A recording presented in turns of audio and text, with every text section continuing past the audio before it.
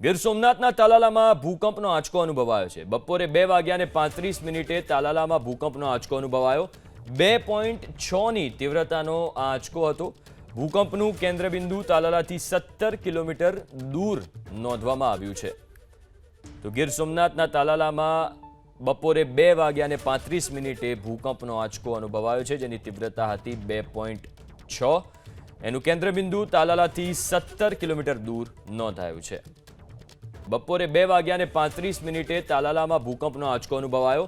2.6ની તીવ્રતાનો આ આંચકો હતો. ભૂકંપનું કેન્દ્રબિંદુ તાલાલાથી 17 કિલોમીટર દૂર નોંધવામાં આવ્યું છે. તો ગીર સોમનાથના તાલાલામાં બપોરે 2:35 ભૂકંપનો આંચકો અનુભવાયો છે, જેની તીવ્રતા હતી 2.6. એનું કેન્દ્રબિંદુ તાલાલાથી 17 કિલોમીટર દૂર નોંધાયું છે.